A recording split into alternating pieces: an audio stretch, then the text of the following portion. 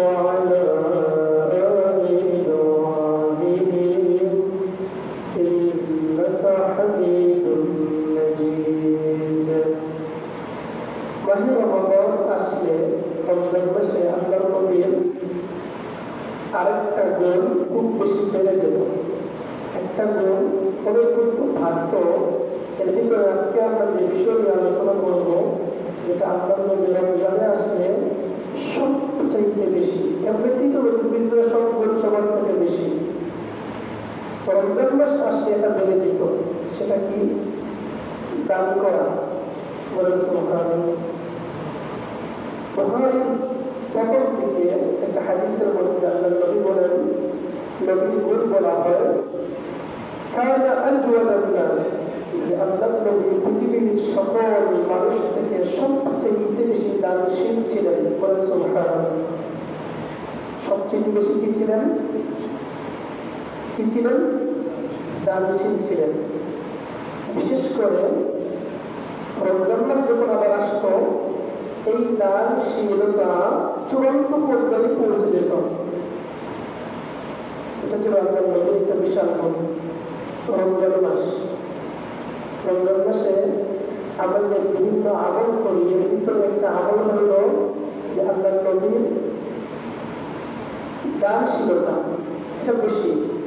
আর কোরআনে কারীমে আল্লাহ তাআলা হাতে গোনা, মুষ্টিবদ্ধ কিছু বিষয়কে বিভিন্ন স্টাইলে, বিভিন্নভাবে এবং বিভিন্ন জায়গায় আল্লাহ তাআলা বর্ণনা করেছেন, আলোচনা করেছেন। কিছু বিষয়কে বারবার আলোচনা করেছেন। কেন? এটার মাহাত্ম্য, গুরুত্ব, তাৎপর্য বোঝানোর জন্য। আল্লাহ রাব্বুল আলামিন একটা বিষয়কে তো একবার বলতেই হইত, একটা আদেশ দিলেন, এটা অনেক বিষয় আছে, একবার বলেছেন এটা ওয়াজিব, ফরজ হয়ে গেছে, বারবার বলার প্রয়োজন ছিল না। তথাপি একটা বিষয় আল্লাহ তাআলা বারবার আলোচনা করলেন কুরআনে। কি মনে হয় গুরুত্ব কম থাকার কারণে না বেশি থাকার কারণে? বেশি থাকার কারণে। মনে করেন নামাজের আলোচনা কোরআনে ৮০ থেকে ৯০ এর মধ্যখানে সালাতের আলোচনা এসেছে। গুরুত্বপূর্ণ এই কারণে, জিহাদের আলোচনা কোরআনে ৪০০ থেকে ৭০০ বার আলোচনা হয়েছে। কোরআনে জিহাদের আলোচনা গুরুত্ব কম না বেশি? বেশি। তদ্রূপভাবে আল্লাহ তাআলা কোরআনে এই যে কিছু বিষয় বেশি বেশি আলোচনা করেছেন, এর ভিতরে একটা হলো দান সাদাকার আলোচনা। আমাদের কাছে তো একটা পাইকারি হয়ে গেছে, মসজিদ মাদ্রাসা এই সেই হুজুররা বলতে বলতে, আবার একটা অপব্যবহার করতে করতে গুরুত্ব কমে গেছে। কিন্তু একজন মুমিনের জন্য এটা আসলে গুরুত্ব কমার নয়, যত সে বুঝবে। যেহেতু আপনি বলেছেন কোরআনে একটা আলোচনা এসেছে, হাদিসে এসেছে, তাহলে আমল করা আছে। এই যে টাইম তো কম। আমি যদি একাধারে শুধু আয়াত করি কোরআন থেকে, আমার যতদূর মনে হয় শুধু যদি আয়াত করে তর্জমা করি, ওইটাই শেষ হবে না। শুধু আয়াত করে শেষ হবে না, শুধু এই বিষয়ের উপরে তাও আমরা কিছু আলোচনা করবো। আয়াত দেখেন কোরআনে প্রথম সূরা বাকারা, বাকারার মধ্যে আল্লাহ তাআলা বলতেছেন যালিকাল কিতাব, এই কোরআনের কথা বলতেছেন, লা রাইবা ফীহি, এটাতে কোনো সন্দেহ নাই। পরে বলতেছেন হুদাল লিল মুত্তাকিন, মুত্তাকিনদের জন্য এটা হেদায়েত স্বরূপ। হেদায়েত মুত্তাকি কারা? এই মুত্তাকিনের পরিচয় আল্লাহ দিবেন কিছু কয়েকটা গুণ, ৬টা গুণের মাধ্যমে। এই ৬টা গুণ যদি থাকে তাহলে মুত্তাকি, যদি একটা এখান থেকে না থাকে তাহলে মুত্তাকি হতে পারেন না। ৫টা আছে, একটা নাই, তাহলে বুঝতে পারবে মুত্তাকির যে পরিপূর্ণ যে স্কেল, ৫ স্কেল পরিপূর্ণ, একটা এখানে বাকি আছে। সব জিনিসের পরিচয় হয় গুণের মাধ্যমে। সব জিনিসের পরিচয় কিসের মাধ্যমে হয়? গুণ। আমরা যদি বলি যে মনে করেন সুন্দর মসজিদ, একপাড়া মসজিদ, লম্বা টাইলস লাগানো, এই সেই, কিন্তু ভুল। যদি বলা হয় ডাকাত কাকে বলে, ডাকাত বলতে কি আলাদা কোনো মানুষ, তাকে আমাদের বলি পিছনে দেখা থাকে নাকি ডাকাত, চোর, চুরি করবে, ডাকাতি করবে, এই তার কাজের মাধ্যমে এটা ভুল, খারাপ ভুল ভালো হোক, এর মাধ্যমে ওই পরিচিত লাভ করলেন চোর বা ডাকাত। ঠিক তো ভাবে আলিম কাকে বলে বলতে পারলাম, এডুকেশনাল এতটুকু পড়তে পড়াইতে বেশ বসে থাকতে আমাদের সমাজে অনেকে আলিম ভাবে তো মাফ করে, তো গুণের মাধ্যমে পরিচয় হবে। মুত্তাকি কারা? কোরআনে আল্লাহ তাআলা গুণের আলোচনা করেছেন, 6টা গুণ। 6টা গুণ তো বলবো না, 6টা গুণের মধ্যে আমি এটা বলেছি 6টা গুণ থাকতে হবে। শেষ গুণটা কি? এখানে নামাজের কথা আছে, যাকাতের কথা আছে, আল্লাহর প্রতি ঈমানের কথা আছে, সব আছে। শেষ যে গুণ আল্লাহ বলেন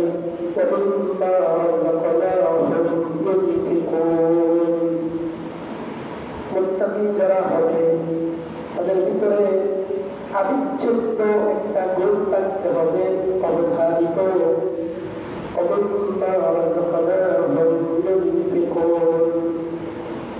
আমার প্রদত্ত রিজিক থেকে, আমার প্রদত্ত দেওয়া মাল থেকে, সম্পদ থেকে মুত্তাকিরা আল্লাহর রাস্তায় দান করবে।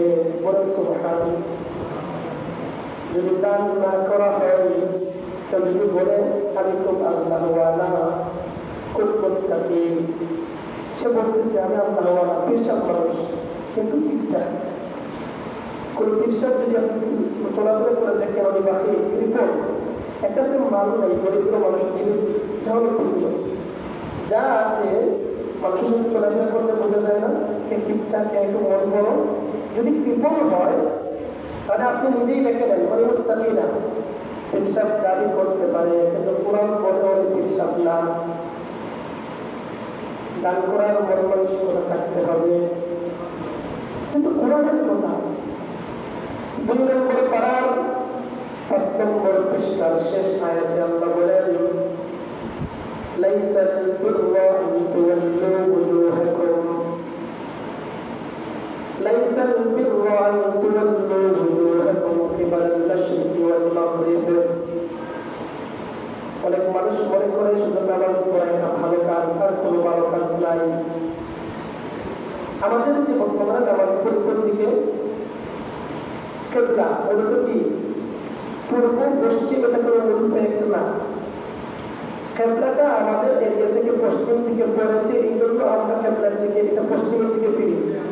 এখন কিবলা যদি ওই দিকে হইতো পূর্ব দিকেই ফিরতাম। আমরা মিশর থেকে দক্ষিণ দিকে আমরা কিবলা, তা আমরা দক্ষিণ দিকে পড়বো, তো কিবলা কোন দিকে? এই জন্য কাবাগের চতুর্পাশে আপনি কিবলার দিকে হয়ে দাঁড়াইলেই হইল। এখানে পূর্ব পশ্চিম মূল ফ্যাক্ট না। তো দেখা যাচ্ছে এর পূর্বে যখন কাবাগর আসলো, সেই যে কাবাগর আসার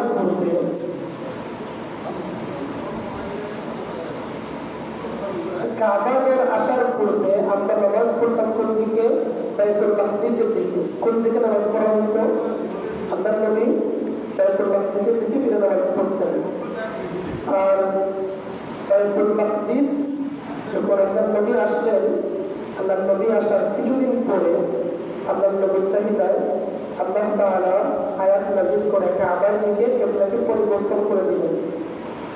তো আল্লাহ তাআলা বলতেছেন লাইসাল বিররা আন তুওয়াল্লু ওজুহাকুম, শুধু ভালো কাজ এটা নয় যে তোমরা তোমাদের চেহারা কিবালাল মাশরিকি ওয়াল মাগরিবি, পূর্ব পশ্চিম দিকে ফিরে নামাজ পড়ো, এটা শুধু ভালো কাজ, এটা শুধু এটাই ভালো কাজ, এটা নয়।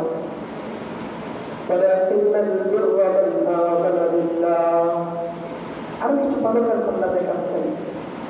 1 নম্বর মান আমানা বিল্লাহি ওয়াল ইয়াউমিল আখির, যারা আল্লাহর প্রতি ঈমান আনে, আখিরাতের প্রতি যারা ঈমান আনে, ওয়াল মালাইকাতি ওয়াল কিতাবি ওয়াল নবিয়্যিন, ফেরেশতাদের প্রতি ঈমান আনে, কিতাবের প্রতি ঈমান আনে, নবীদের প্রতি যারা ঈমান আনে, وآتى المال على حبه ذوي القربى واليتامى والمساكين وابن السبيل আরো বড় কাজ কি আল্লাহ বলতেছেন وآتى المال মাল দান করে على حبه মালের প্রতি তার মহব্বত থাকা সত্ত্বেও মালের প্রতি মহব্বত থাকা সত্ত্বেও কি করে মাল দান করে। আচ্ছা, আমাদের কাছে সবচেয়ে প্রিয় জিনিস কি? সবচেয়ে প্রিয় মাল। আপনারা কি বলেন? মাল সবচেয়ে প্রিয় জিনিস হলো জাল। এক নম্বরে কি? 2 নম্বরে মাল। 1 নম্বরে জাল, 2 নম্বরে মাল। প্রমাণ কি? ডাকাত করলে মানুষ জাল চেক করে মাল দিয়ে দেয়, দুটোটাই মহব্বতের। 1 নম্বরে 2 নম্বরে মাল। আল্লাহ বলতেছেন মালের প্রতি তোমার তাদের মহব্বত থাকা সত্ত্বেও মাল দান করে, এটা ভালো কাজ। তাদেরকে দান করে দাউল করবা যারা নিকটাত্মীয়, ওয়ালিয়াতামা ইতিমদেরকে, ওয়াল মাসাকিন যারা নিঃস্ব তাদেরকে দান করে। ইবনাস সাবিল অনেক মানুষ দূর থেকে আসে অসহায়, ঝামেলায় পড়ে গেছে, চুরি হয়ে গেছে, টাকা নাই, ইনস্টেড আপনি তাকে সাহায্য করেন, এটাও ভালো কাজ। যারা হাত পাতে মানুষের কাছে চায়, টাকা চায়, দান করা, এটাও ভালো কাজ। কিন্তু সমস্যা হইল যে আমাদের সমাজে এখন শিক্ষাবৃত্তি এটা পেশা হয়ে গেছে। এটা বুঝতে পারছি। এটা আছে প্রকৃত যারা দরিদ্র ফকির, তাকে তো আমরা দিবই। শিক্ষাবৃত্তি একটা পেশা, পেশা তো বুঝে গর্বের সাথে মানুষ করে বাইরে অঞ্চল থেকে ভাড়া করে নিয়ে আসা হয়। আমাদের বিভিন্ন এলাকায় আছেন বড় বড় লিডার থাকেন, তারা এনে এটা করবো। তোমার ডিউটি হলো ওই মসজিদের সামনে প্রতি শুক্রবারে বসবা। আমাদের এলাকায় কম দেখা যায়, টাউন বন্দরে আছে। এরা মূলত ফকির কম করে। তাহলে আমরা কি করবো? আমাদের তো কাজ এটা না, জাস্টিফাই করবো অবস্থা কি, সাবজেক্ট দেখতেছে, শেষে হাত পাততেছে। আপনার যদি সম্ভব হয় যা পারেন দেন, জবাব দেওয়া যাবে না, বিরক্তি প্রকাশ করা যাবে না। সূরা আল-বাকারার শেষ আয়াতে আল্লাহ বলতেছেন তোমার কাছে কেউ হাত পেতেছে, হাত বাড়িয়ে দিয়েছে, সোয়াল করেছে, বিবাহটা ভালো কাজ যদি দিতে না পারো, ধমকাবানা, ধমক দিবানা, এটা নিষেধ। ফকিরকে কেউ যদি আপনার কাছে চায়ও কোনো কিছু, মনে হোক আপনার কাছে সে বেজান, তার ঝামেলা আছে, এই আছে, সেই আছে, তো কোরআন বলতেছে আপনি ধমক দিতে পারবেন না। ফকিরকে ধমকানো যাবে? বলেন, ধমকানো যাবে? যাবে না। আল্লাহ বলতেছেন মাথা আজাদ করা, গোলাম আজাদটা আগের যুগে ছিল, এখন নাই। তাহলে এখন কি? অনেক মাজলুম মানুষ জেলখানায় বন্দী আছে, কেস টেস চালাইতে টাকা লাগে না, তাদেরকে আপনি সাহায্য করেন। হাদিসের মধ্যে আল্লাহ নবী বলেন বন্দী মুক্তি করা এটা উম্মতের একটা ফরজ দায়িত্ব, বড় একটা কাজ, এটাও সওয়াবের কাজ। আল্লাহ আরো দেখাচ্ছেন ভালো কাজ হলো নামাজ পড়া, যাকাত দেওয়া। আর ভালো কাজ কি? এটা তো ভরে গেল, এটা পাকা, এই জায়গাটা তো পাকা, সামনের কাজটা সবটা।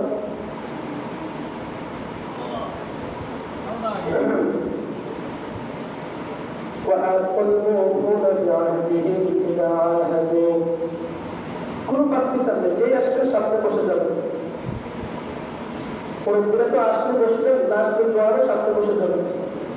মসজিদে কোনো পাঁচ পিছার নাই, সামনে পাক খারাপ রাখতে হবে। ফেরেশতারা তো সামনের সবাই বেশি রহমতের দোয়া করে।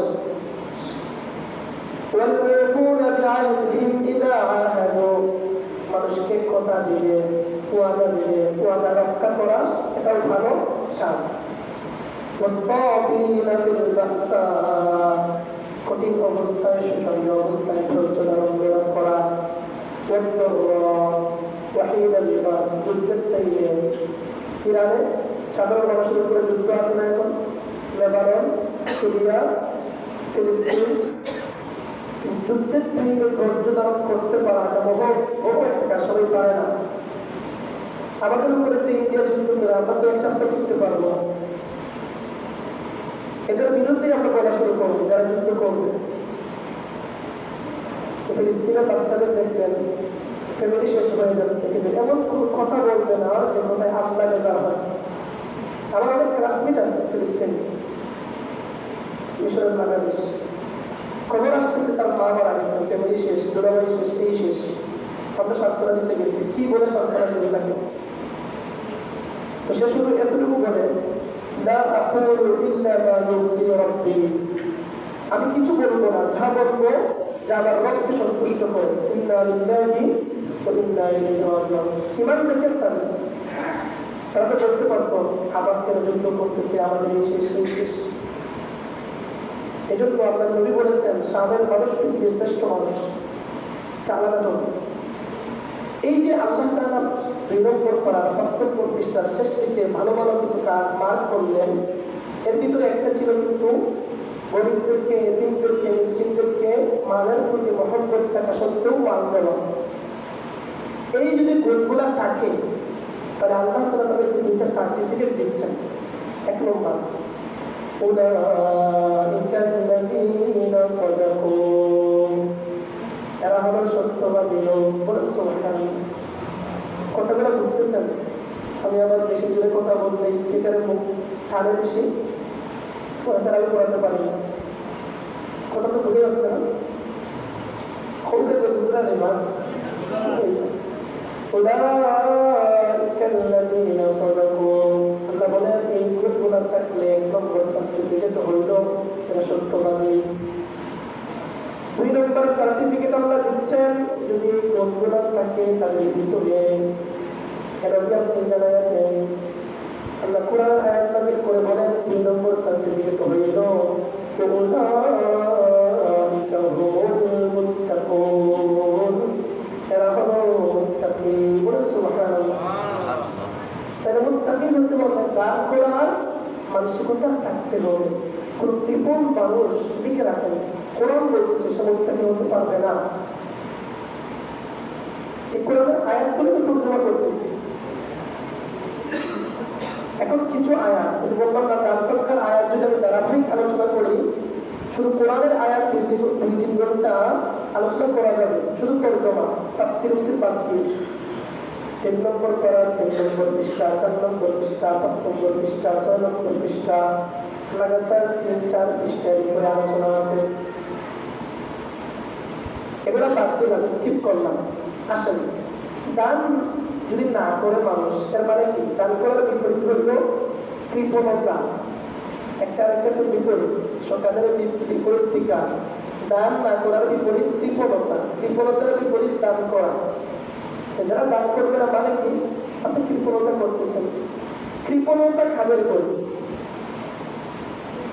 কৃপণতা খাদের করি, বাহাদুরি ইত্যাদি কৃপণতা, এটা কি কোনো নিরঞ্জন বের হতে পারে? কি বলেন? কোরআনের এই আয়াতগুলো বুঝলে আপনি এতটুকু বুঝলেন এটা মৌলিকের গোল না। তাহলে গোল কাদের? মুনাফিকদের। কাদের গোল বলেন? কাদের গোল? আমার সাথে বলতে তো সমস্যা নেই। কাদের বলে যান? মুনাফিক। 10 নম্বর পারার 18 নম্বর পৃষ্ঠার মধ্যখানে আপনি একটা আয়াতে বলেন মুনাফিকদের গোল বলতেছেন। মুনাফিকদের ভিতরে কিছু মুনাফিকের খাসলত হইল এমন, মান আহাদাল্লাহ, তারা আল্লাহর সাথে ওয়াদা করে, আল্লাহকে প্রতিশ্রুতি দেয়। মুনাফিকরা কি প্রতিশ্রুতি বলে?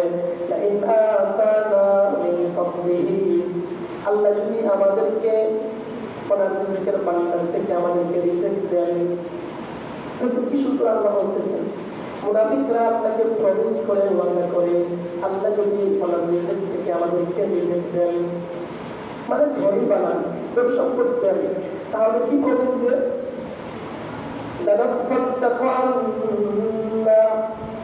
আমরা আল্লাহর রাস্তায় সাদকা করব, আর দান সাদকা করলে সহজে ভালো মানুষ হওয়া যায়, দান সাদকা করে আমরা ভালো হয়ে যাব। এটা মুনাফিকরা আপনাকে বলে দিবে, আল্লাহ আমাদেরকে দিলে দান সাদকা করব এবং ভালো করে দিব। আল্লাহ পরে বলেন ফালাম্মা আতাহুম মিন ফাদলিহি, অতঃপর আল্লাহ যখন আল্লাহর রিজিক থেকে তাদেরকে ধন সম্পদ দেন তখন কি করবে? প্রবেশ করবো আগে তো আল্লাহ দিচ্ছেন। আল্লাহ বলেন যখন আল্লাহ তাদেরকে দেন ফাখিলু বিহি, এই প্রাপ্ত ধন সম্পদ দিয়ে তারা কৃপণতা শুরু করে। আল্লাহ সাথে ওয়াদা করেছিল কিন্তু ওয়াদা থেকে তারা মুখ ফিরে গেলে। এটা হলো মুনাফিকদের খাইছিল। পাওয়ার পরে কৃপণতা। সবাই বলে না, যারা গরিব কিন্তু যারা আছে সমাজে আপনার সম্পদ দিয়ে আমরা কিন্তু রাস্তা করবো, আল্লাহ দিলেন পরে করলেন না, তাহলে মুনাফিকদের সাথে মিলে গেল। এমন করলে শাস্তি কি হয়? কোরআনে আল্লাহ বলতেছেন মুনাফিকদের যে শাস্তি দিয়েছেন, এটা এখনো করে এখনো সেম শাস্তি। কি শাস্তি দিয়েছিলেন?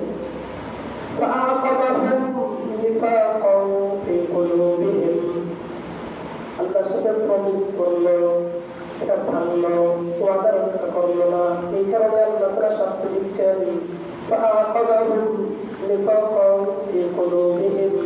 এই মুনাফিকদের অন্তরে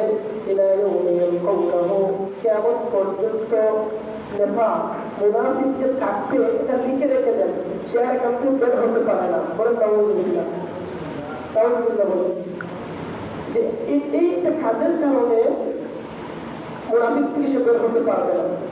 আর দুইটা বলি বিমা আখলাকুল্লাহ মা ওয়া'দুহু, বিমা আখলাকুল্লাহ মা ওয়া'দুহু, যারা আল্লাহর সাথে যা ওয়াদা করেছে ওয়াদা খেলাফ করার কারণে, ওগুলা কেন জীবন মিথ্যা প্রতিপন্ন করার কারণে। তাহলে কৃপণতা, মান দিয়ে কৃপণতা করা কাদের অভ্যাস? বুঝেন ভাই আপনারা? কাদের অভ্যাস? এটা মুনাফিকদের অভ্যাস। আর মাল দান করা কাদের গুণ? শুধু মুমিন নাকি স্পেশাল মুত্তাকিদের গুণ? এটা মুত্তাকিদের গুণ। যারা কৃপণতা করে তারা মনে করে অনেক কিছু জমাইয়া ফেলতেছে। 4 নম্বর পারার 12 নম্বর পৃষ্ঠার শেষ আয়াতে আল্লাহ বলেন ولا يحسبن الذين يبخلون بما آتاهم الله। ওই সমস্ত মানুষ যারা কৃপণতা করে তারা যেন এটা মনে না করে। কি মনে না করে? এবং কি নিয়ে কৃপণতা করে?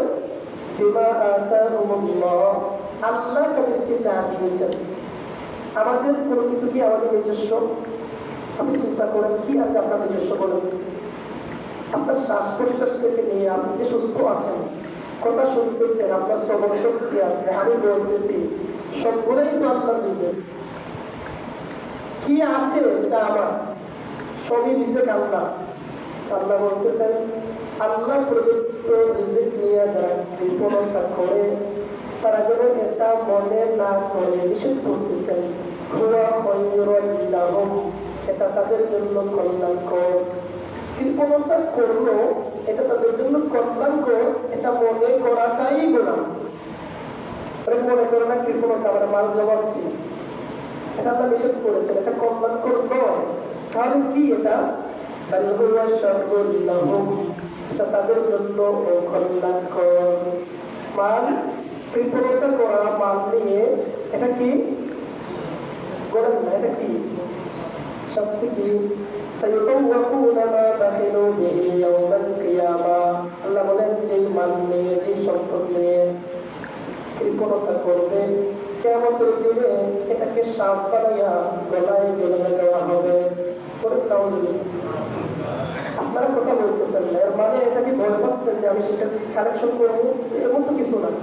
কোরআনের তাফসীর করতেছি, একটা বিষয় নেই। ওয়াজ মাহফিলে বক্তারা গুলো ওয়াজ করলে মানুষ মনে করে কালেকশন হবে, এমন কিছু এখানে না। কোরআনের আয়াত ইষ্ট বুঝেন। দান সাদকা শুধু মাদ্রাসা মসজিদ না, আপনি ঘরে খাবার খরচ করেন, এটাও দান সাদকা। আপনার বাচ্চাকে কিছু দেন, এটাও সাদাকা, স্ত্রীকে দেন, এটাও সাদাকা, মাকে দেন সাদাকা। আমরা তো মনে করি না এটা আমার দায়িত্ব, দিতে হবে, চাপে পড়ে না, এটা আপনার সাদাকা হবে, আপনি দেন। অনেক মানুষ আছে না, কৃপণ করতে করতে, কৃপণ একটা কোয়ালিটি আছে, ভিন্ন ভিন্ন ক্যাটাগরিও আছে। কেউ আছে ফ্যামিলিতে কৃপণ না, বাহিরে কৃপণ, কেউ আছে বাহিরে দানশীল, ফ্যামিলিতে কৃপণতা করে, কোনোটাই ভালো না। এর মানে এটা না অপচয় করবে, তাহলে কৃপণতা করা এটা ভালো কাজ না। তাহলে কি বুঝলেন, কোনটা কি হতে হবে, দান করতে হবে। এখন আসেন, আমরা তো টুকটাক দান করি না তো এমন না, 5 টাকা 10 টাকা দিই না, সবাই তো দেন, চেষ্টা করে। দান হবেটা কি, আমাদের একটা খারাপ অভ্যাস হইল, টাকা যদি আমরা দেই ফকিরকে, দরিদ্রকে, তাহলে যে পকেটে যে নোটটা আছে ড্রাইভার দিচ্ছে না, দোকানদার দিচ্ছে না, এটা আমরা গরিবকে দিয়ে দিই, করি কিনা বলেন? আর যদি ফসলাদি কোনো কিছু দিই, তাহলে আমরা দেখবো যেগুলো বাজারের জন্য, বিক্রি করার জন্য ভালো করে আঁটি বানায় রেখে দিছি, এরপরে যেটা মোটামুটি একটু চলবে না, একটু পচা, সাইজ আনসাইজ, এগুলো মসজিদে দিয়ে দেওয়া যায়। এমন না অভ্যাস? এটা তো আমাদের হালত। কোরআনে আল্লাহ তাআলা 3 নম্বর পারার 4 নম্বর পৃষ্ঠার মধ্যখানে শেষ দিকে একটা আয়াতে আল্লাহ বলতেছেন, ইয়া আইয়ুহাল্লাযীনা আমানু, হে ঈমানদারগণ, ঈমানদার যারা আছে সবার জন্য আল্লাহ বলতেছেন, তোমরা তো আল্লাহর রাস্তায় দান করবা। কি দান করবা? আনফিকু, তোমরা দান করো, আদেশ, মিন তাইয়্যিবাতি মা কাসাবতুম, তোমরা যা উপার্জন করো, তোমাদের উপার্জন থেকে যে জিনিসটা, উপার্জন মানে টাকা, যেটা আমরা উপার্জন করি, রুজি করি, এই উপার্জন থেকে যেটা দান করবা, শুধু দান করলে হবে না, মিন তাইয়্যিবা, উত্তম কাজ, ভালোটা দান করতে হবে। বলেন সুবহানাল্লাহ। আল্লাহ তাআলা ভালোটা চাচ্ছেন। এখন যদি এমন হয় যে টাকা না, জমিন থেকে যেটা বের হয়, দান হোক, গম হোক, কদু হোক, লাউ হোক, দান করবে, যদি এমন হয়, তাও বলতেছেন জমিন থেকে যে জিনিসটা বের করলাম, এটা তো আল্লাহ বের করলেন। আল্লাহ বলেন, আমি তোমাদের জন্য জমিন থেকে বের করলাম, তাহলে আমার বের করা জিনিস থেকে উত্তমটা দাও, আনসার এটা দিও না। আমরা এটা করি, আল্লাহ হুকুম এটা বললেন, ভালোটা দাও, বলে দেখেন আরো ক্লিয়ার করে বলতেছেন কি, ওয়ালা তায়াম্মামুল খাবিসা মিনহু তুনফিকুনা, তোমাদের উপার্জন থেকে, কামার থেকে যেটা মোটামুটি নষ্ট, একটু খারাপ, এটা দান সদকা করা তো নিষেধ। শুধু দান সদকা করা নিষেধ নয়, এটা দান সদকা করবা, এই যে নিয়ত ভিতরে আনবা, এই নিয়ত আনাটাই নিষেধ। এটা বুঝছেন? এটা মনে করেন ফারালুট আছে আমার পকেটে, এটা আমি দিব মসজিদের বাক্সে। এই যে ভিতরে দেওয়া তো হলো পরের কাজ, আগে তো ভিতরে ইচ্ছা আসতে হবে, ইচ্ছা আসাটাই কোরআনে নিষেধ করা হয়েছে।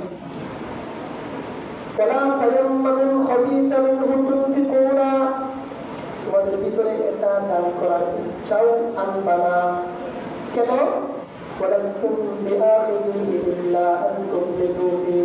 তোমরা কি এটা বুঝো না যে তোমরাই তো এই লোক, এই জিনিসটা নিতে চাও না? আমরা কি ভালো বুঝে নেই? তাইটারও মেয়ে না, আমরাও নেই না, আল্লাহকে আমরা কেমনে দিব? আচ্ছা মনে করেন আমাদের যদি চেয়ারম্যান সাহেব, বড় দায়িত্বশীল এমপি আসেন, হুজুর আসেন, আপনার এলাকা থেকে যদি কোনো কিছু হাত দিয়ে দেবেন, কোনো একটা হাত দিয়ে দিবেন, আপনি কি পোশাক দিবেন না ভালোটা দিবেন? কেন? উনি সম্মানিত মানুষ, প্রশংসিত মানুষ, তো ওনার প্রশংসা বেশি না আপনার প্রশংসা বেশি? কার প্রশংসা বেশি? আল্লাহ বলতেছেন পরে,